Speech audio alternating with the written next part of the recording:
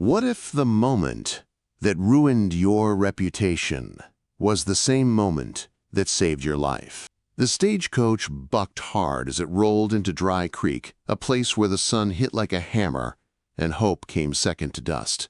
Elellanar Hart pressed her palm against the rattling window and stared at the town spread before her. Dry Creek was not a town built for comfort.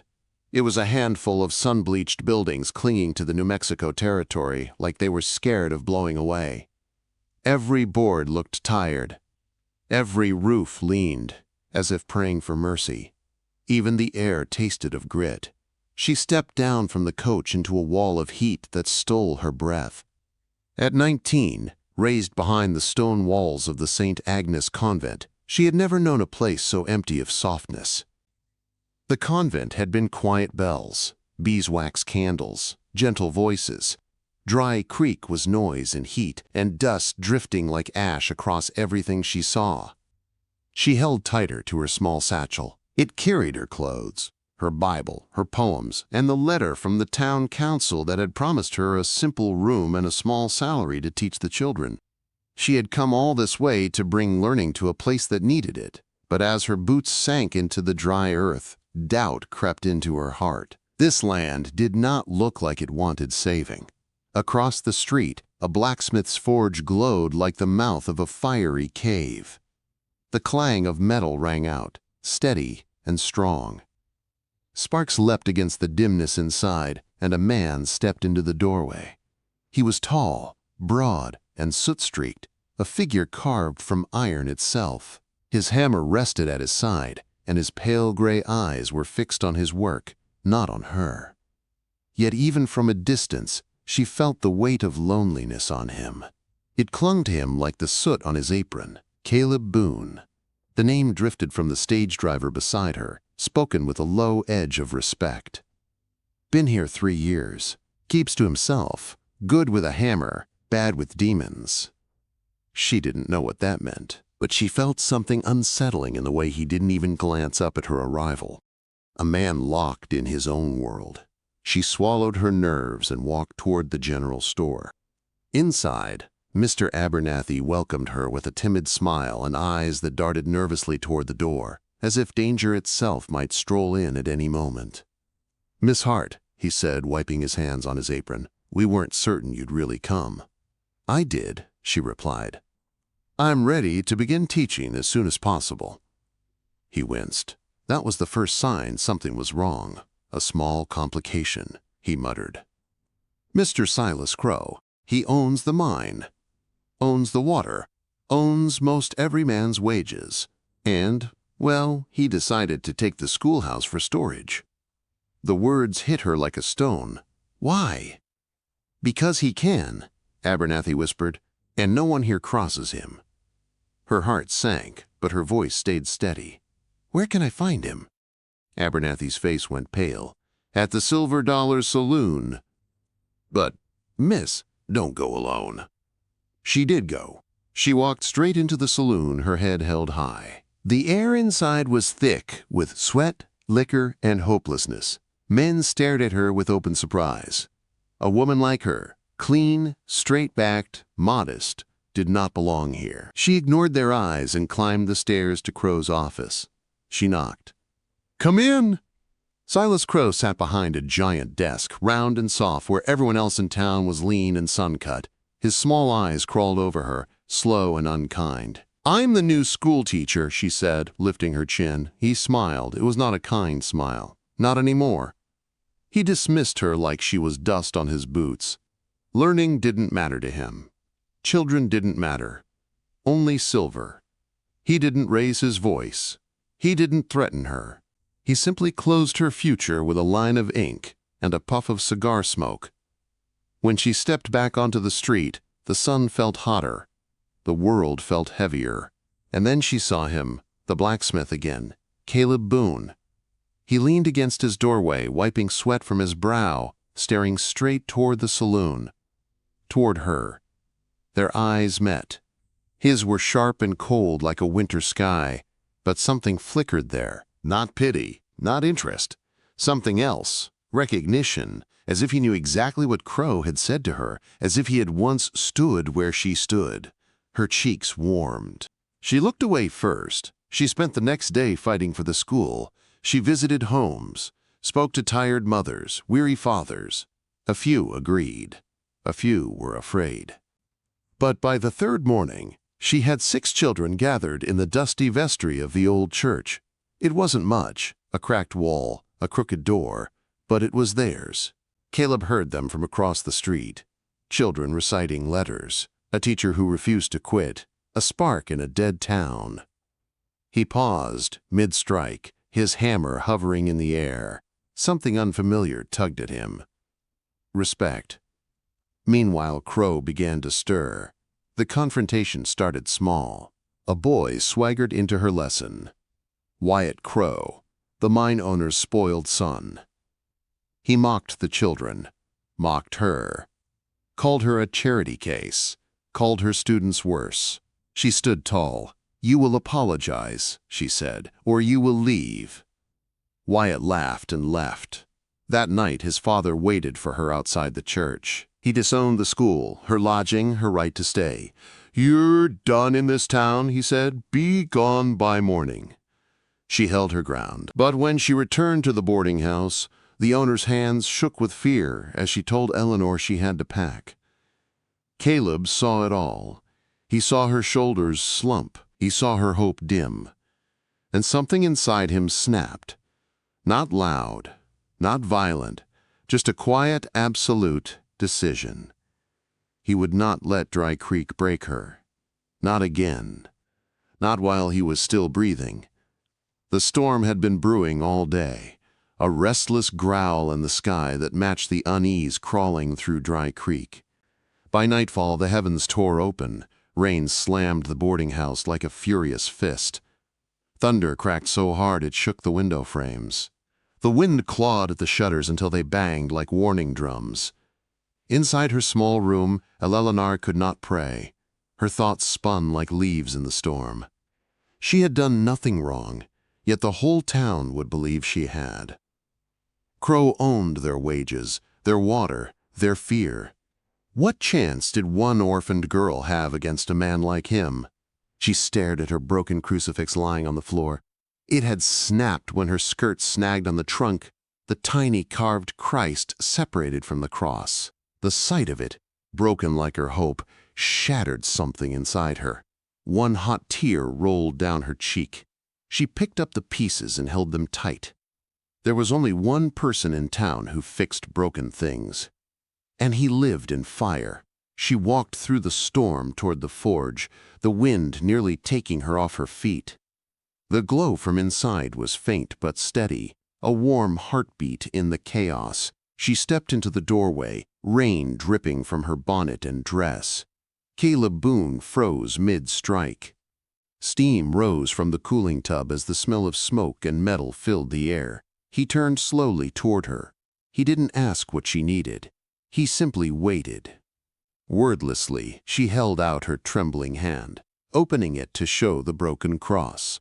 "Mr. Boon, can you fix it? I cannot pay you. But I—" He stepped closer, his large, soot-stained hand closing gently over the pieces. His touch was unexpectedly soft against her fingers. "It's small," he said. "Needs glue, a fine pin. Leave it with me." She nodded and turned to go, but he stopped her with a low voice. "Come back in an hour." The promise was simple, quiet, but it anchored her like nothing else had since she'd arrived. When she stepped back into the storm, he was already at his workbench, bent over the tiny pieces with the concentration of a man working on something far more important than a broken keepsake. That hour became the longest of her life. When she returned, soaked from the rain, Caleb turned and held out the mended crucifix in his palm. Whole. Beautiful. Stronger than before. He had pinned it so neatly she could barely see the join. "It's perfect," she whispered, her voice shaking. He didn't answer. He just watched her with those pale gray eyes, seeing deeper than she wanted anyone to. She tucked the cross into her hand like it was a rescued piece of her soul. Moments later, word reached her. Her room was safe for now. No one knew Caleb had paid for it. No one knew he had intervened. But she did. The storm outside raged on. The wind howled. Lamps flickered. Across the hall, Caleb prepared a rare bath to wash off the day's soot. Steam filled his small room as he sank into the water, shutting his eyes for the first moment of rest he'd known in years. Then the lamp outside blew out. The hallway plunged into complete darkness. Elellanar's shutter slammed wildly. She rose to close it, but the wind forced her door shut behind her. She felt along the wall, searching for her own door, turning the first knob she found. She stepped into warm air, damp air, scented with soap. Lightning tore across the sky. For one still, breathless second, the world froze white. Caleb Boon sat submerged in a wooden tub, water glistening on his broad shoulders, steam rising around him like a halo of firelight. His head was tilted back, eyes closed. The storm's flash carved every line of weariness and strength across his face. He looked like a fallen angel caught between damnation and salvation. Ellenar's breath stopped. Her mind went blank. Then Caleb's eyes snapped open. Their gazes met, shocked, raw, unguarded. Thunder ripped the air, but the silence between them was louder. She managed one small, strangled sound. Then she fled. Her feet slipped as she bolted down the hall. Her scarf snagged on his door latch, fluttering to the floor behind her. Forgotten. Caleb stood slowly, the water cooling on his skin. He moved to the doorway and saw the small pool of fabric, her scarf. He picked it up. The scent hit him like a memory he didn't know he still had. Wildflowers, clean linen, hope. He closed his fist around it. He should return it, but he didn't. He couldn't. The next morning, the town woke to a different storm, one made of whispers, suspicion, and venom. Mrs. Gable's harmless remark about 2 doors blowing open turned into a rumor by noon and a scandal by sundown. By the time it reached the silver dollar, men were laughing into their whiskey, telling each other the teacher wasn't as pure as she looked. Silas Crow smiled like a man handed a golden weapon. That night he stood on the saloon balcony and raised his glass. "To the new school teacher," he jeered, "teaching the blacksmith his ABCs in the bath, they say." Laughter exploded. By morning, every child's mother had turned her face away from Elellanar. Every student stayed home. Every hope she had crumbled. Caleb heard the talk, heard the lies, heard the filth people threw at her innocence. When a miner scratched a crude drawing into the bar of a woman in a bonnet and a man in a bath, Caleb crossed the room and slammed him into the wall so hard bottles fell from the shelves. "Wipe it off," he growled. The room went silent. He walked out without another word. His intent was to defend her. Instead, the town took it as proof.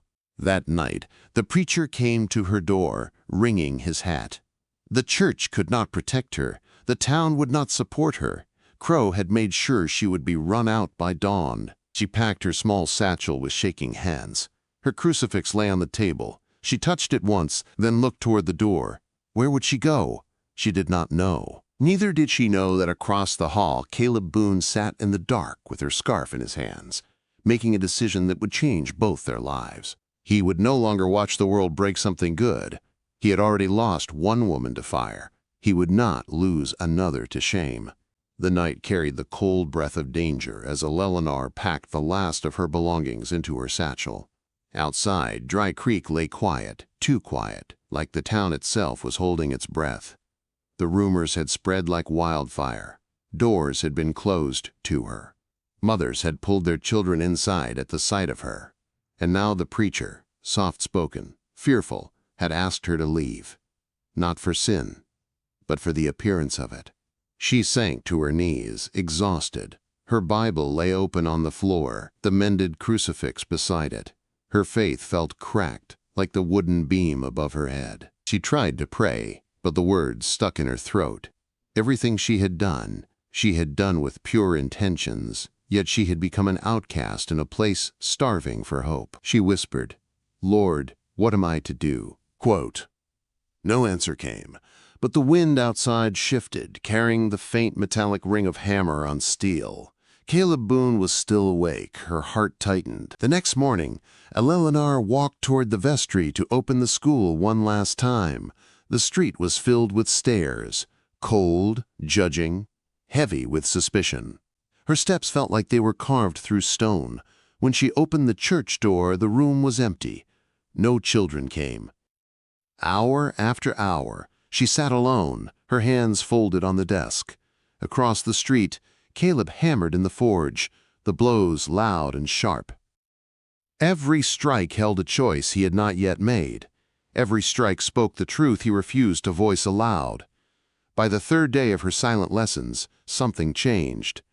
A soft knock. The door opened. Mary Ann, the small girl with the hair lip, stood there clutching a torn book. "My ma says not to," she whispered, "but I want to learn." Behind her, two brothers appeared, then a fourth child, then a fifth. They slipped into the room as if entering a secret world. Elellanar's throat closed with emotion.